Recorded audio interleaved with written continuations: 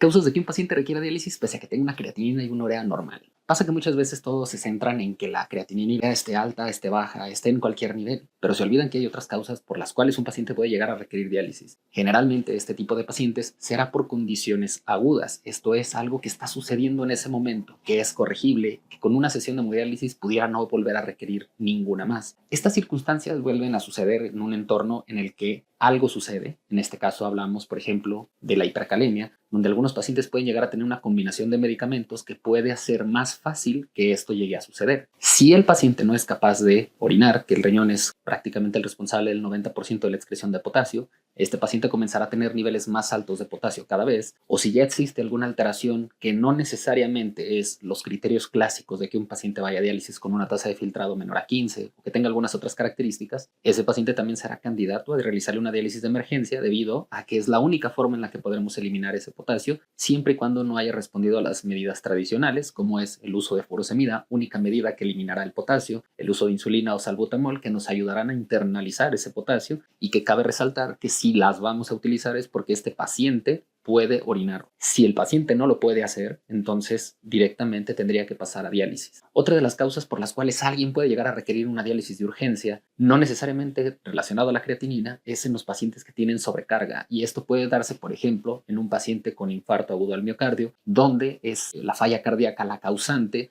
de que este paciente tenga una baja presión arterial. Con esto no llega la suficiente sangre al riñón, esto comienza a complicar la situación y comienza a hincharse. O sea, esto es, hay demasiado líquido en sus piernas, en sus pulmones, en todos lugares, porque la bomba no puede sacar esta agua, básicamente. Y lo que se utiliza es comenzar a ultrafiltrar a estos pacientes, que es básicamente extraer agua de la sangre o del torrente sanguíneo para que se pueda eliminar estos líquidos debido a que el paciente no puede hacerlo. Y esto sucede tanto en síndromes cardiorrenales, pacientes con cirrosis que no son candidatos a la diálisis en la mayoría de las ocasiones, a menos de que estén como puente a un trasplante o otras circunstancias. Otra de las situaciones por las cuales alguien puede llegar a requerir una diálisis de emergencia será con la intoxicación, específicamente por nombrar algunos, salicilatos, ejemplo de la aspirina, y además de litio. Muy pocos pacientes llegan a utilizar este tipo de medicamentos de forma frecuente, pero no era raro que en la antigüedad los niños generaran la toxicidad por sililatos, generaran un síndrome de Reye, porque tomaban los medicamentos de papá o mamá, los ingerían todos y podían llegar a tener estas complicaciones. Así también los pacientes que tienen trastorno bipolar o que tienen una indicación para litio deben de mantener niveles en suero muy estrictos, porque también tendrán un beneficio del uso del medicamento, pero llega a generar también alteraciones en otros sistemas. Y estos pacientes son los que podían llegar a tener estas manifestaciones. Son medicamentos que por su coeficiente de Siving pueden tener una alta disabilidad. No todos los medicamentos pueden llegar a tener estos beneficios, como por ejemplo la intoxicación por paracetamol. Y también algunos medicamentos que van unidos a proteínas es muy difícil que puedas extraerlos, por lo tanto es frecuente que te llamen de urgencias para dializar a alguien que tuvo una intoxicación